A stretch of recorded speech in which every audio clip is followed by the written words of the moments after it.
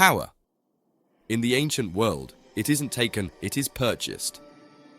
When you look at these ruins today, you see a graveyard of white marble, a place of quiet dignity. But strip away the romance and you find the truth. The Roman Republic was not a polite debating society. It was a shark tank. It was loud, it stank of unwashed wool and garlic, and it was the epicenter of the most ruthless political machine in human history. For a Roman aristocrat, there is only one goal, the Senate. To be a senator is to be a god on earth. But to get there, you must survive the cursus honorum, the course of honors. You have to win an election. How do you do it? You need more than good ideas. You need a strategy that borders on the criminal. Based on the letters of Cicero and the cynical advice of his brother Quintus, this is the step-by-step guide to buying your way into history. Step 1. Branding. In a city of 1 million people, you must be visible. A standard Roman toga is the color of natural wool, off-white, dull. But you are running for office. You need to shine. You take your toga and you rub it with Creta, a brilliant white chalk imported from the coast. This is the toga candida, the bright white toga. It is designed to dazzle the eye, to suggest a purity of character that you almost certainly do not possess. This specific garment is where we get the English word, candidate. To the Romans, it was a signal. It screamed, I am open for business. Approach me. Ask me for a favor. Sell me your vote. But looking the part is easy. Step 2 is the grind. The Romans called it prensatio, the grasping of hands. Imagine walking through Times Square, needing to shake 10,000 hands and acting as if every stranger is your oldest, dearest friend. If you forget a name, you are finished. It is an insult to a voter's dignity. Enter your most valuable asset, the Nomenclator. The Nomenclator, literally the name caller, is a slave with a photographic memory. His sole existence is to memorize the names, debts, and family secrets of every citizen in the forum.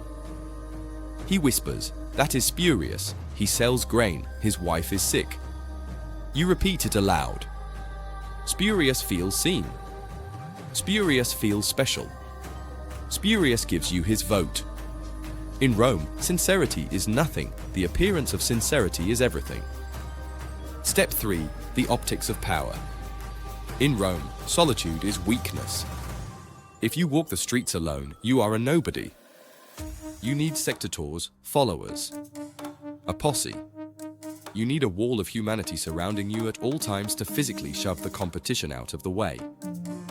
Who are these men? Some are clients who owe you money. Some are young aristocrats hoping to ride your coattails. And some? Some are just hired muscle to ensure your political debates don't result in you getting stabbed. As Quintus Cicero wrote to his brother, you must be escorted by a multitude. The size of your crowd is a direct correlation to your perceived electability. It's a self-fulfilling prophecy. Look like a winner, and the sheep will follow. Steps 1 through 3 require effort. Step 4 requires a fortune. You need to buy the mob's affection. You need monera. Public works are boring. Nobody votes for you because you fixed a saw. They vote for you because you gave them a show. You sponsor gladiatorial games. You host public banquets where you feed thousands of voters high-quality meat and wine. You create a spectacle so violent and so expensive that they cannot look away. This is the vibe check of the ancient world. If you are stingy with the games, the people will turn on you. They view your wealth as a resource that should trickle down to them in the form of blood and bread. To run for office is to bleed money. But sometimes the games aren't enough. Sometimes the race is too close. Step 5. The accidental the bribe. Now, technically, buying votes is illegal. It's a crime called Ambitus. But the Romans were masters of the loophole. You don't hand out the cash yourself, that's amateur hour. You hire devisers, professional bagmen. You give the money to them, they distribute it to the tribes as a gift or a loan that never needs to be repaid. It is a thin line between benignitas, generosity, and corruption. And if you win, you can change the laws to make sure you're never prosecuted. Finally, election day. The Campus Martius. You stand nervously as the tribes cross the bridge of voting to drop their tokens in the basket. The tension is unbearable. You have walked miles, shaken thousands of hands, hired an army of followers, and spent your family's entire fortune on gladiators and bribes. Congratulations! You are now a Roman senator. You have achieved the pinnacle of human status. You are also bankrupt. You are millions of sesterces in debt. Which means your next move isn't governing, it's finding a foreign province to plunder so you can pay it all back. The game doesn't end. It just gets more expensive.